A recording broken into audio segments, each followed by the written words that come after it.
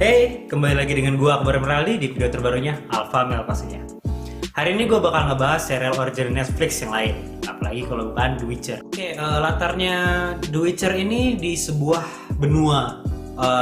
Lebih tepatnya dunianya disebut The Continent alias benua. Gua nggak tahu ini sebenarnya apakah ada para penyihir atau penjelajah yang sudah mencapai ujung dunianya itu dan cuma ngelihat laut sejauh mata memandang, makanya disebut kayak gitu. Jelas ini dunia baru yang baru tercipta kira-kira 1500 tahun yang lalu setelah konjungsi. Nah, gara-gara konjungsi ini juga selain dunia tercipta, para manusia itu bisa melakukan sihir. Jadi mereka tuh melakukan sihirnya bukan pakai mana dari dalam tubuh, tapi kekuatan alam.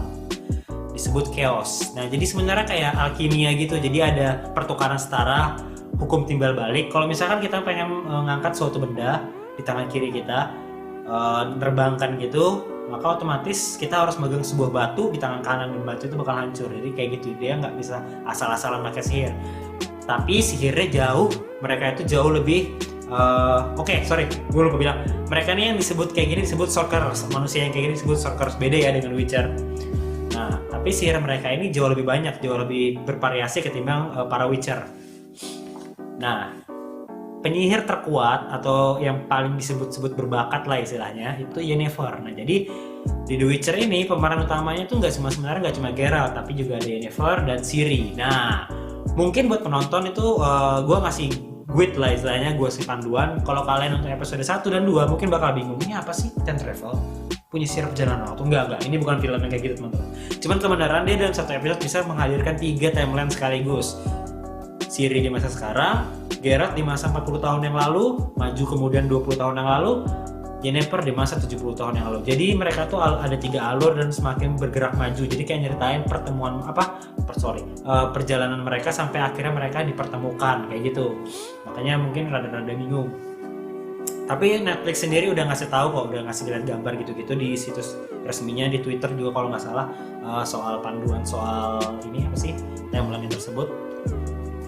Yennefer itu cantik banget teman-teman, sumpah. Gue lupain jadi Yennefer itu sumpah cakep banget. Kalau gue punya kesempatan kenalan sama dia, terus dia mau sama gue pasti mau.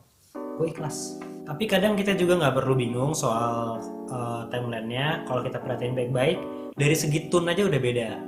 Misalkan dia kalau misalkan mukanya Geralt, misalkan ibaratnya tuh masa lampau dia lebih putih, tapi karena lama kelamaan pakai kekuatannya akhirnya memucat kan. Jadi begitu masa sekarang itu dia kulitnya tuh bakal lebih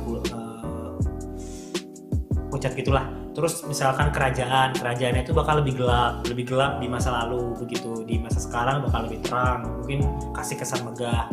Oke lah, dalam beberapa aspek jauh lah dari Game of Thrones. Sampai dibilang ini naga low budget, ini low budget.